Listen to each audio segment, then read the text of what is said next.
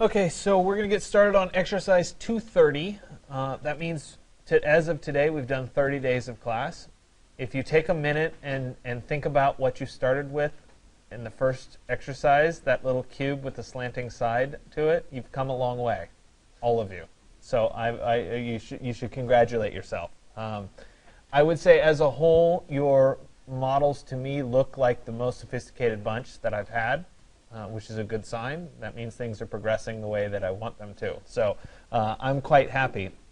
However, we have a lot to do before the end. And a lot of what you need is time to work. But there are a few things that I still have to reinforce. So what I will do is I will tell you that if you tune me out, so be it. But at the same time, I still want to try to show you these things. What I'm going to do today is to do a line drawing section of my Rhino model. So it's essentially the same thing as the when we cut the plan. It's essentially the same thing as when we did the elevation. So the processes will be the same. I did make a mistake last lecture. I forgot to uncheck the material override in the clay render, which caused me to have a view that didn't include the cThru material that I wanted to. It was overriding the cThru material. So when I get to that stage today, I will ask all of you to pay attention to me for that one piece of it so that you at least see me do that part of it. We have today, obviously. Next class, depending on how much you hate me or not, I will either talk about doing some Photoshop collaging or I will just let you work. Last year, everybody overrode me and said, no, you can't talk. We want to work. So that will be your decision next class. So we have today, we have Wednesday. Then on Monday, that's when everything is due. And it's important for you guys to recognize that the schedule changes in finals week. And those of you that have been around a while, I'm guessing all of you in 136 have been around long enough to know this. But class starts for this class on Monday at 10:30, not at 11, and we go 10:30 to 12:30. Okay, so at 10:30, you'll come in. We're going to hang up all your renderings and your plan sections, all that stuff, on the back wall. I'm asking for you to print an 11 by 17 of each image, and or the plan or the section. Or the elevation, depending on which ones you choose. All of those will get hung up on the back wall. You'll then be free to look around and to see what other people have done and that sort of thing. At the same time, I'll give you a handout that will direct you to the computers and an online survey about the class. I do it online. I used to do it by paper, but it's easier to collect it and collate it online. But the other good thing about online is it's totally anonymous. Unless you tell me who you are, I can't recognize handwriting or anything. But I'll ask you a bunch of questions that kind of are targeted about what you liked about the class, what you didn't like about the class. Did you like a particular assignment? Do you think I could include this in the assignment? Would you suggest this instead? Those kinds of questions. You can thank last semester for saying that you needed to do a plan, a section, or an elevation as part of your final project. They all said that that was a good addition. So guess what? You got it this semester. So the point is that you have some say in what I do or what I talk about and kind of advising me as we go forward. And so that really helps, and I value that opinion. At the same time, I'll also have a bunch of donuts in the back for you to eat, so that's always good. So you can have a donut, you can fill out your survey, you can look at your fellow students' work, and you can frantically try to turn in anything else that you forgot to turn in. Okay? I think most of you got your grade sheets last class. At least that was the idea. If you didn't get your grade sheet, make sure you get it today so that we know where you are and what you need to catch up on, etc., so that you're current. Okay? So that's kind of what's happening going forward into next week. For today, we're going to concentrate on working on our section. If you already created your section back when we were doing the sectional perspective, you can use that as part of today's exercise, so you can skip a bunch of steps. But for me, I'm going to go back and actually create it all the way from scratch so that you can see me do it entirely from scratch. So I have my model open here. First thing that I did was I did a save as, so that this is the line section 2016, so that when I end up destroying this and exploding blocks and that sort of thing, I won't permanently cause any problems. And then I'm going to start with a large plane that I can then cut through the building. I do have to decide which direction I want to cut through the building. I think for today I'm going to cut the opposite way through the building just so that it's something different. And so I'm going to go ahead and draw a very large plane. And I'll choose. You can do an angular section. The angular sections can be a little bit tricky when you first set them up, and I'm happy to help you do that. But for right now, I'm going to do an orthogonal section. Plane is larger than everything in my scene. Let me go ahead and make sure that I move it down so that it for sure intersects everything on my scene. And then I need to move it. I'm going to do this in the top view. It'll be a little bit easier. I need to move it to intersect with my model here.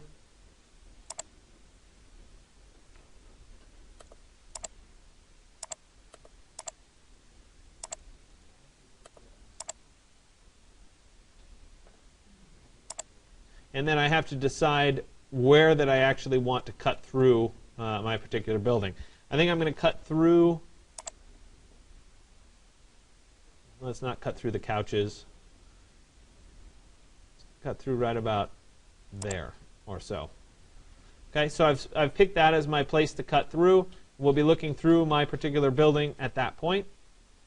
So now that I have that big plane established, right, I'm going to create a section view using the section tools toolbar so we can kind of preview this. So I can type cThru or go to the section tools menu and choose create. I'm going to select all of my objects except for the plane. So I'll make sure the plane is not selected. Then I'll go ahead and hit enter. I have to choose which axes I want. In this case, I want the y-axis. There we go. And I want to make sure that its solid mode is set to surfaces. I'll go ahead and hit enter. And then I have to make sure that it's pointing the correct direction. So in this instance, it's pointing the direction that I want. And so we'll go ahead and snap to the center here at the top, right there. And I'll hit enter to create that section. OK, so it's now created that section. cThru is created and locked.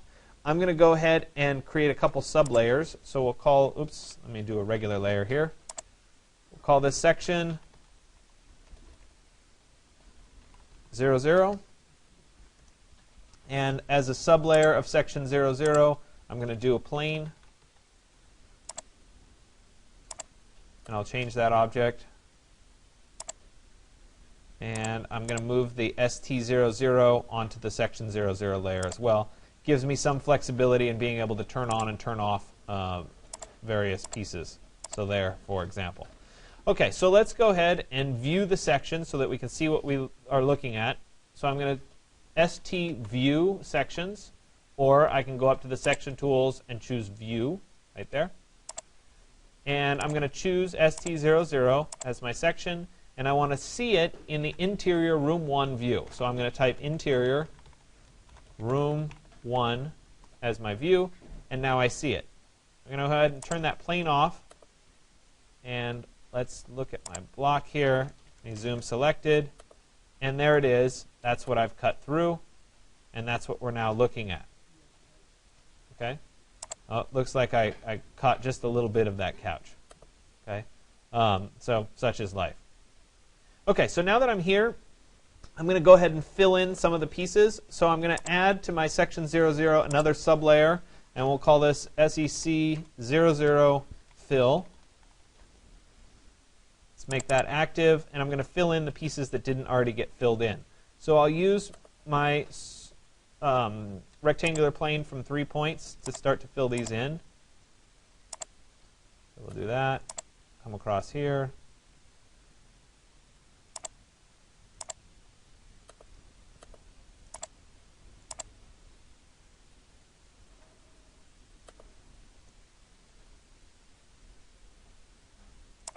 There.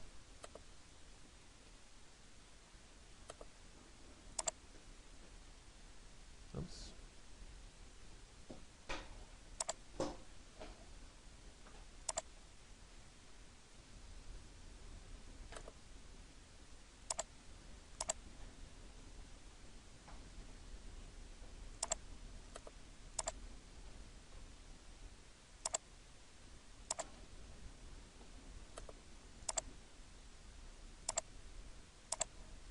All right, so that's now nicely filled in, so I can see that. I'm going to go ahead and work on filling in this bottom section here, though I'd like to also add a little bit of fill to the terrain that I've cut through. So let's go ahead and take the edge of the terrain. I'm going to duplicate edge. Dupe edge of that. No. Let me unlock the ST00 layer. There we go. There it is. So I'll take this, and I'm going to offset that by maybe, I don't know, 100 feet. And let's do it in my, oh, I need a right view here. I go to set view, go to right. There it is. I can loft those two. Take this. And I'm going to add a little bit to this. So let's go straight from that point. Oh, come on.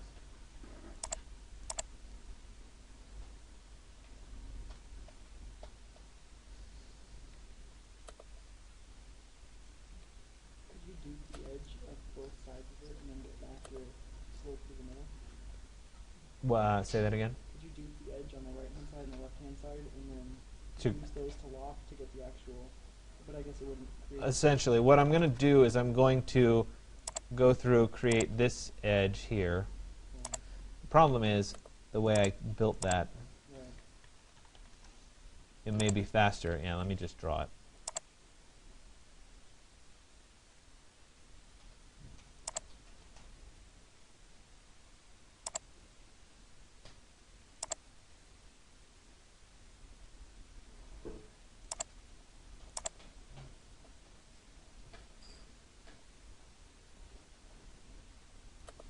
For some reason, it really doesn't like that endpoint.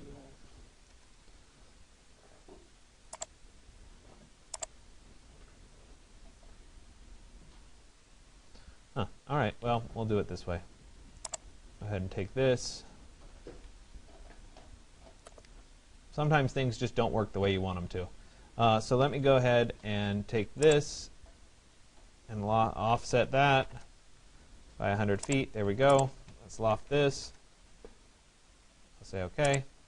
And then I'm going to do a surface from 3 or 4 corner points, and I'll do 1. Really? Still won't let me dupe this edge.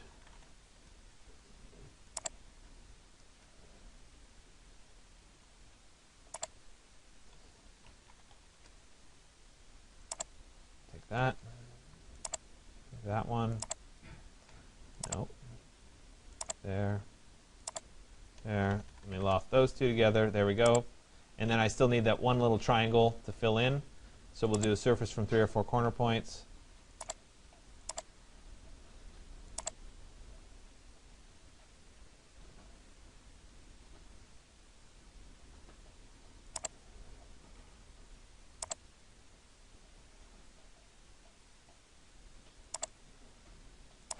There we go. So we'll fill that in. So that took a little bit of work. For whatever reason, it didn't want to snap there. But the point is that I now have all of that filled in, and I can assign that a material as part of the render. So that's good. Okay. So the next piece of this is that I need to be seeing this as a side view. So let me go ahead and switch my view. I'm going to go to Set View. It's going to be the left side. I tried the right side, and it was the wrong view, so it's going to be the left side. And so now I'm seeing my view as a section. And I really should end up deleting that little piece of furniture because it's just going to be kind of weird looking. You turn it off too, right? Yeah, I can turn it off.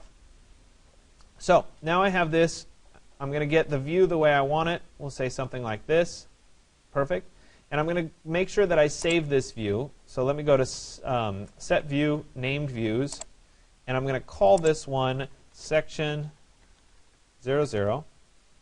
I'll go ahead and say OK. And that way I can come back to this particular view again when I want to. OK, so then once I have this view shown, I'm going to go ahead and turn off the daybed because it's in the wrong place. Now that I have this shown and I'm ready to go, I'm going to go ahead and do a Make 2D of this particular view. So I'll go Make 2D, Select objects to draw. It's going to be all. Before I do that, let me show the view so that I can create that rectangle. Sorry about that. Let me go to Set Camera, Show Camera. I'll now see the camera in one of my other views. And let's switch this one into perspective mode. So go Set View, Perspective. What did you say with the thing you had in form of lining with the rectangle? You said it was a matter of some kind of... It had to do with when I minimized and maximized the views. It got a little bit smaller. So let me go ahead and do a rectangle corner to corner. Let me uncheck everything except point. Point to point. And then I'm going to scale this by 2. And there it is. Okay? So now I'll go back to this view. And once again, I'll go to Set View, Section 0, 0. And I'm going to make 2D. Select Objects to Draw will be All. Go ahead and press Enter. And I want to do the current view.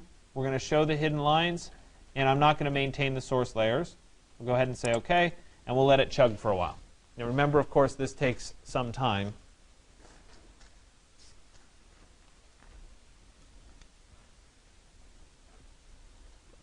OK, so that's done now. So now that that's done, I'm going to switch into the top view. And there it is. There's my view with all of my lines. I'm going to go ahead and trim things that are outside of this box. So I just type trim. I'm going to get rid of things that are extending beyond my box.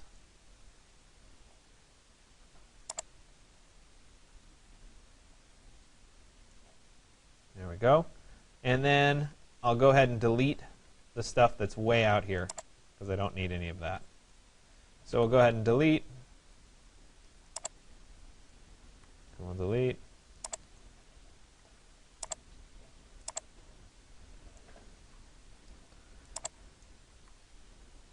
Let me zoom in, clean this up a little bit more. All right, so now I have all of those pieces done. Now I'm going to move this. So I'll type move from out here. You turn back on my endpoint snap right there to 0, 0, 0. Then I can zoom selected. There it is. And I'll go to File, Export Selected.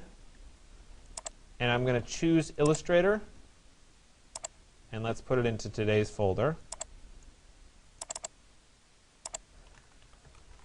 Section 0, 0. Under Options, I'm going to preserve the model scale of 48 to 1. And I'll go ahead and say OK. Same options as before. And then I'll go ahead and save it. And it's now exported that file for me. Okay? So now I need, and I could go open that in Illustrator, and I will do that eventually, but I also need to create the clay render. And this is where I made a mistake last class. And so I'm going to correct that mistake this time. So I'm going to go back into my perspective view here. And I'm going to go ahead and show my plane here. So this is, again, under the Section 0, 0 layer. I'm going to turn on plane. And I'm going to use that to split my drawing. But before I can split everything, I need to explode my blocks. So I'm going to type explode. And we can see that that's been exploded. I have to check for any more blocks. Sometimes the easiest way to do that is to type SEL block, which will select the remaining block instances. And then I can explode again. And then SEL block. Still have one more. Let's explode. And SEL block. Oops. And eventually, there will be no blocks left. So now that there's no blocks left, I can go ahead and perform my split. So let me go ahead, and I'm going to type split. Select objects to split. It's going to be everything except for the plane. I'll go ahead and hit enter. Select cutting objects will be my plane. And I'll go ahead and press enter, and we'll let it do its split.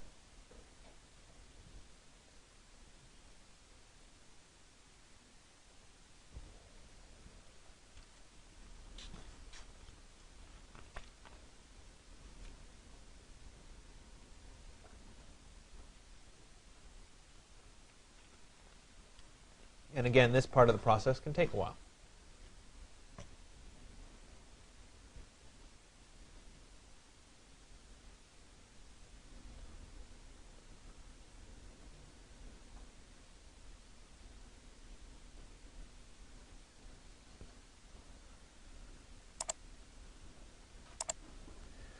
Okay, so the split's done now, and so I have half and half, and I want to be looking probably at the front view so that I can see both halves. Okay, so if I'm looking at the front view here, this half, right, is all the part of the model that's going to stay in existence. The other half, this front half, I want to change it to be that see-through material so that I can see through it, but that it still blocks the light and the sunlight and that sort of thing. So it actually might be easier to make my selection by going to the back view. So I'm going to go to Select, View, and then Back. And this will allow me to select from the right to the left, right up to my line here, so that I select everything on that side of the line. It looks like I missed a little bit there. So I'm going to hold down Shift and add that object to it as well. Okay, so all of that's been selected. Now I need to apply the see-through material to it. So I'm going to go to Materials, and I'm going to load see-through. It's not already loaded. So I'll right-click on See Materials, go to Load Material, and I need to go to my flash drive. And this is under Special Materials, See-through. There it is. And I want to apply it to all of these objects, except I don't want to apply it to glass. So I need to come down here and make sure that I turn off anything with glass in it. So we're going to turn off the glass railing, we're going to turn off the window glass, and we're going to turn off this window glass as well. So all three of those are turned off, and then I'll go ahead and I'll apply the see-through material. So I'll right-click and say Apply Material to Selection. And now I have the see-through material that's been applied. Okay? At the same time, I want to take all of the glass that I turned off. So we'll turn this back on and say Select Objects. We'll turn this back on and say Select Objects. And we'll turn this one back on and say Select Objects. So I now have everything, but I don't want the glass that's on the this side of the opening. So let's deselect. I'm holding down Control to deselect all of that glass, and I just want the glass that's on the right side of the section here. So all that glass is selected. I'm going to go ahead and go up to my materials, and I'll create just a basic transparent material. I'll right-click on See Materials, Create Material, Standard. I'm going to call this one Transparent. I'll say OK. And to make it transparent, it's opaque right now. To make it transparent, I'm going to change this transparency color from black to white. And that's now a transparent material. And I'll right-click and say Apply Material to Selection. Okay? So now all of those have transparent material applied to them, which is exactly what I want. Okay? Now, this is where I made the mistake. So I told you I would make all of you watch me during this section. What I did when I created the clay rendering is I just went and loaded the clay render settings. So if I went to my V-Ray options and I went to load and I went to my flash drive and loaded that clay rendering settings. So here it is, clay render, and I said open, and then I went right ahead and I went to render. Now the problem here is in those settings there is a global switch to override the materials. So if I open up the global switches drawer, we see override materials is checked, and the override color is kind of a light gray. Okay? This then overrides the see-through material and makes it a solid object, which is exactly what I don't want to have happen in a section or a plan. So I need to uncheck that box. When I do that, if I went to render, all of my materials on the left half of this image still apply as normal materials. So I'd see a full color rendering, right, with all my materials and everything else in this section view, which might be something that you want, but in the case of this, I want the clay render, not the colored render. So what I need to do is I need to change the other half of the view, all of this other stuff. I need to change that into a basic default material. something that is white. Okay? So I'm going to switch my view from the back to the front. So I'm going to go to Set View, and we're going to go to Front. And this will allow me to select everything on this half of the section line. So I'll select everything here. It's on this half of the section line. And I'm going to create a basic default material that's kind of a light gray. So let me create material, standard, and maybe I'll actually rename this material to be clay. And let's make that, this light gray is a little bit too gray, so I come down here and pick maybe the third one down in the grayscale. Okay? And so I'll go ahead and say OK. And if we preview it, we see that it's kind of a whitish gray, which is what we're after. Now I'm going to apply all of that material to all of this side, except for the glass. So once again, I'll come back to the glass, and I'll turn off the glass railing, the window glass, and this window glass. And then I'll go ahead and go to Materials, and we're going to apply the clay to the selection. So now all of that's applied. Okay. Then I'll come back, and I'll select each of the pieces of glass. Actually, I'm going to leave them just as glass for right now. I don't think it's going to affect my rendering much, so I'm not going to change anything there. OK, so now that I have all of this set up, and I have my material, we could switch into the front view here. So if I went to Set View, actually, let me go into the perspective for just a second. And if I were to zoom in on my particular model, and I were to do a quick rendering, and go to my output here, I'm going to drop the size down to make sure that it comes out correctly.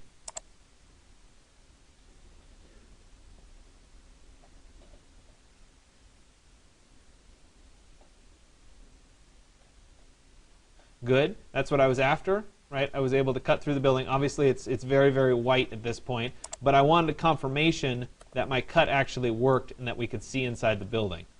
So let me make this a little bit bigger so we can see it. Still should go relatively fast. It's a very simple material.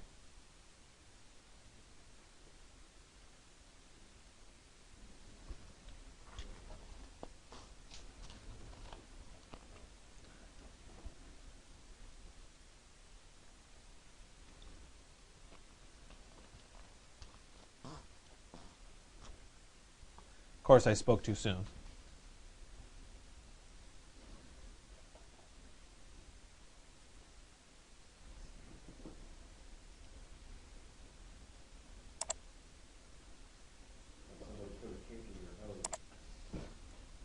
Pretty much.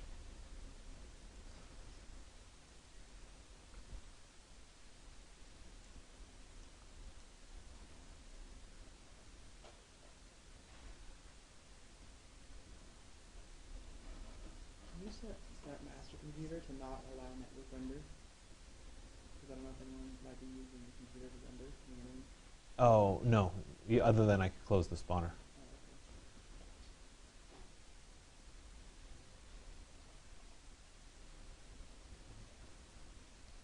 Okay, so I have to investigate. I'm missing a few things, but the point is that I'm still getting the shadows the way that I would expect to see them on the interior.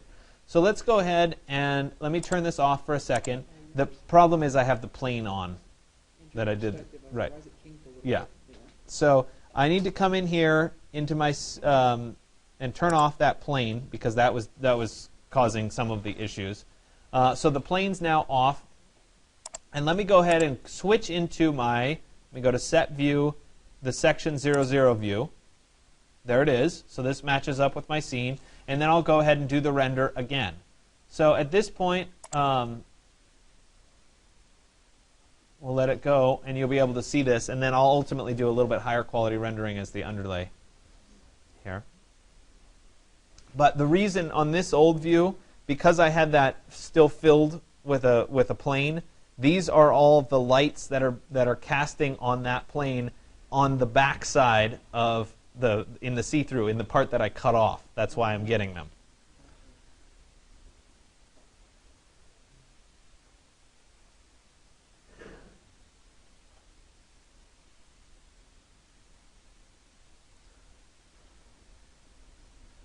Okay, so my ocean is blocking me. That's why I'm not seeing it. So let me go ahead and turn that off. So should have it somewhere. It's on the blocks layer, I believe. I can confirm that by going to shaded mode. Now I can see it correctly. And then we'll go ahead and render this one again. Well, the only block that was, I think the only one that's relevant is, let me, hold on a second. Yeah, but I think I already exploded that. Yeah.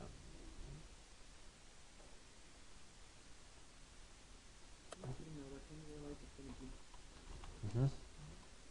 All right, let me just hide that. Let me go back to the section 00 view.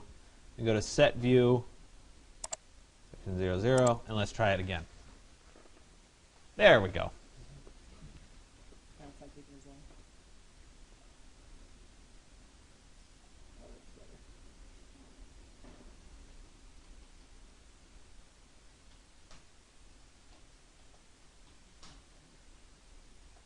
Okay, so remember, some of the big advantages here, this, let me zoom in on this a little bit, that sunspot is cast through the piece that I have hidden.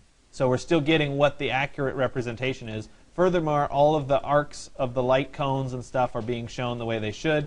I made a mistake here. I have something that's not quite covering up on that edge that I cut through, so I really should fix that.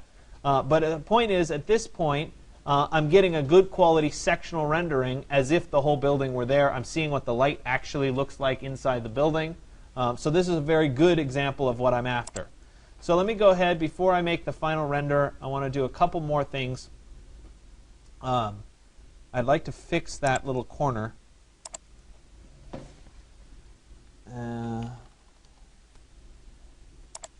Take that point and let's move that over to there.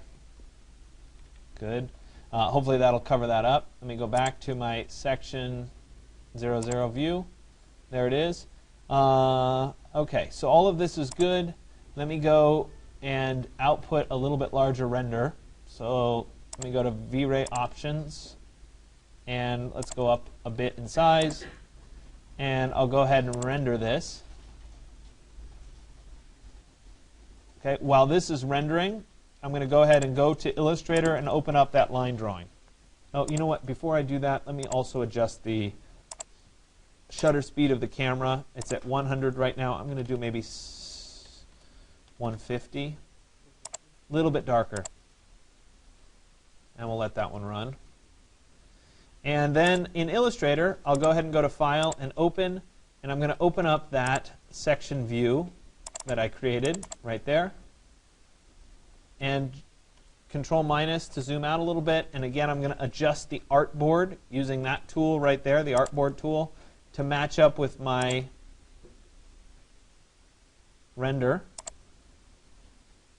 So we'll go like that.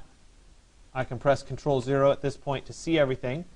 Now, I have to go through and I have to adjust my lines. So the first one is the hidden lines. So I'm going to select all of the hidden lines by clicking right next to the little circle so that they're all selected.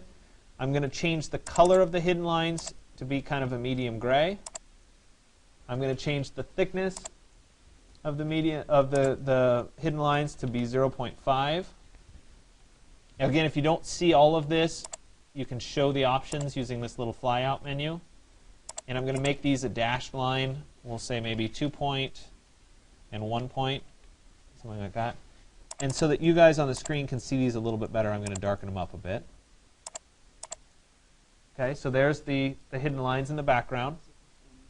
And then I'm going to take the lines that are in the foreground. So let's do these lines. I'll select all of those. I'm going to change the color to be black, which it is. I'm going to change the line weight to be maybe 1.5. Not 10.5, 1.5 point.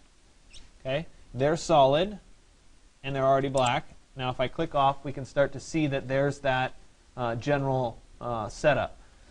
So one of the things that we can choose to do is we could choose to fill in certain regions where I've cut through, or we could rely on the rendered mode, which I just cut to show what's been cut through, which I think is an easier strategy.